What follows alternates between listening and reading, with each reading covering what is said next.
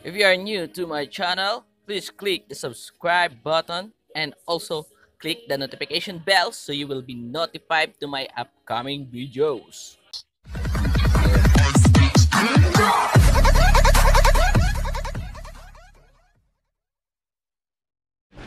So, good morning mga kahabito. Ang gagawin natin ngayon isi-set up ko tong compressor na nabili ko.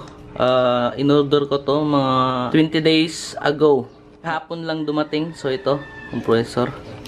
Yan, so, ang lakas nito, 45 watts. Tapos, kukonek natin dito sa PVC na blue. Tsaka, nakabili din ako ng ito, hose. Air pump hose. Tsaka ito. Importante ito mga kahabi.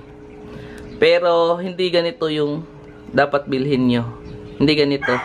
Ito lang binili ko kasi ito lang meron sila. Yan. So, ilalagay ko yung picture dito sa gilid.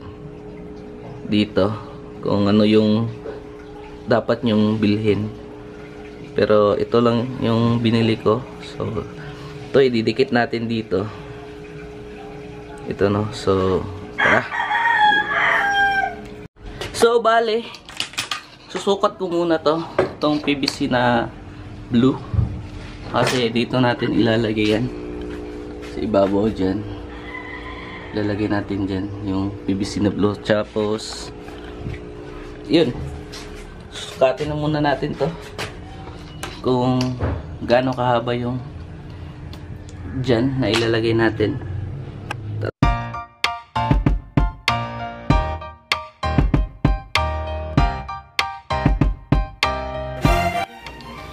So, ito yung gagamitin natin para i-connect yung compressor dito sa blue na pipe.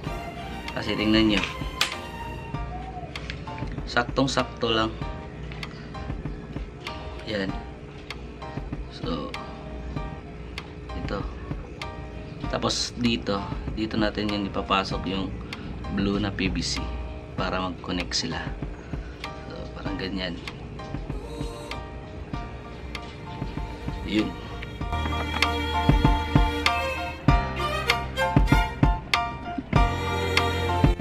So, lalagyan natin ng butas tong PVC gamit nitong solding o solda. Hindi ko alam anong name nito. Basta ito. So, bubutasan natin. Tapos lalagyan natin yung connector ng hose ng air pump. So, yun.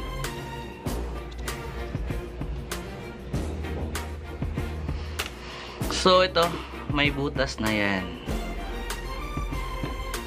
Focus. Yan. So, ito-try natin ipasok to.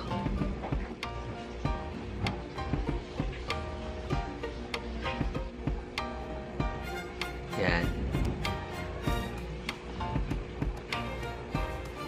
So, lalagyan ko lahat. Tapos, papakita ko sa inyo. So, yun.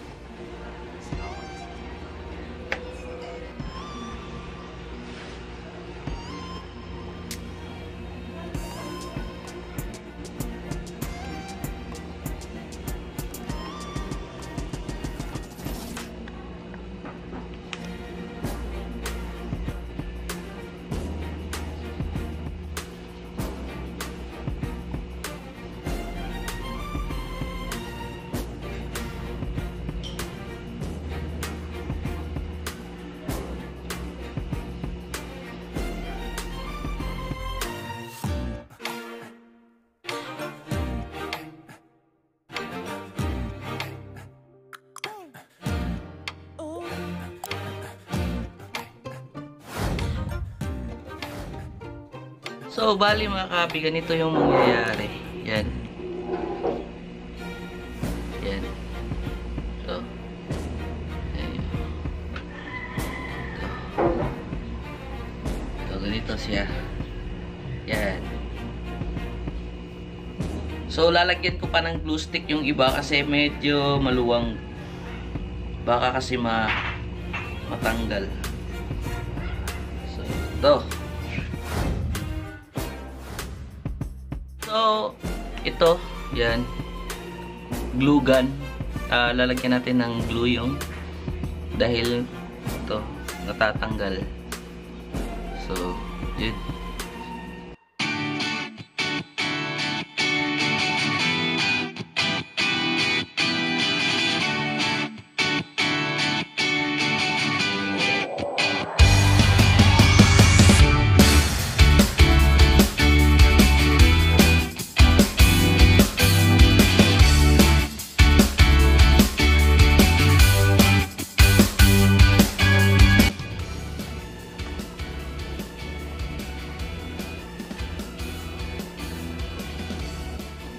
So ito, natapos ko na. Yan, papa-dry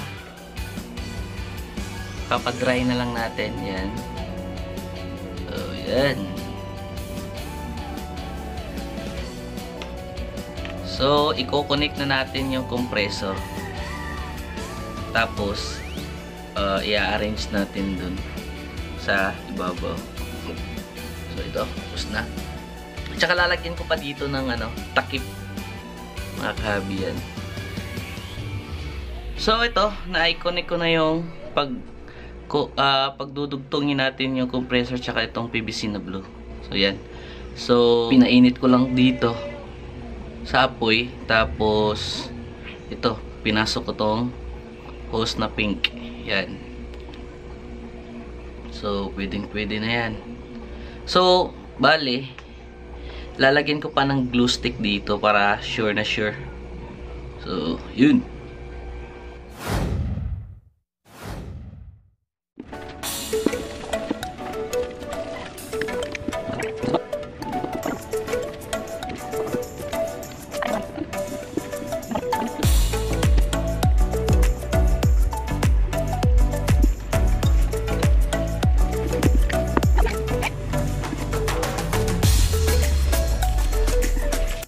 So, bali ganito yung mangyayari.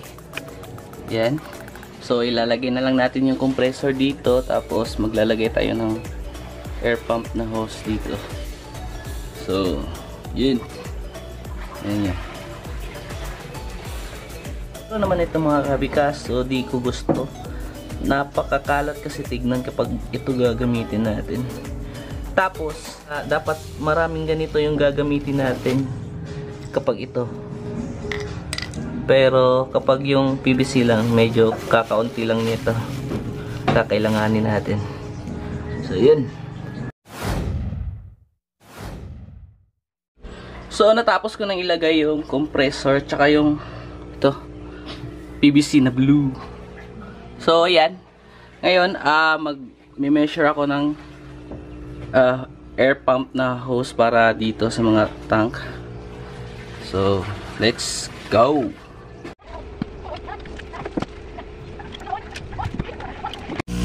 So, ayan mga kahabi, yan. Medyo maluwang pa yung dito. Pero, hihigpitan natin yan. Tapos, ito. Yan, may bubbles na dito. Yung iba, di ko pa nilagyan ng air stone dahil gagawa tayo ng DIY na bio filter. Bio filter para yung mga maliliit na dumi yan makukuha. Like, kagaya nito, yan. Gagawa tayo ng katulad niyan. Sa next video natin yan yung gagawin natin. So, yan. Natapos ko na, mga kahabi, yan. Yan. So, medyo maingay yung compressor kasi bago pa. Pero kapag tumagal na yan, hindi na ganyan ka-ingay yung compressor. So, yun.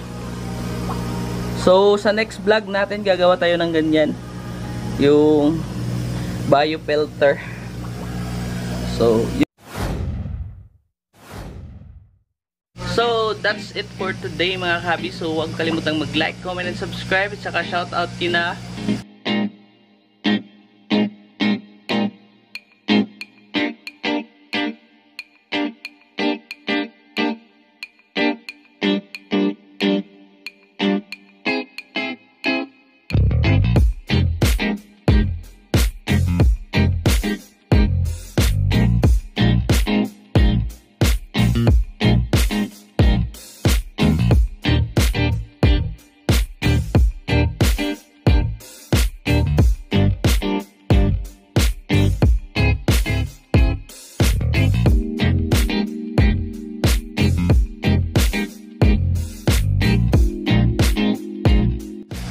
yun. So see you the next video. Peace out.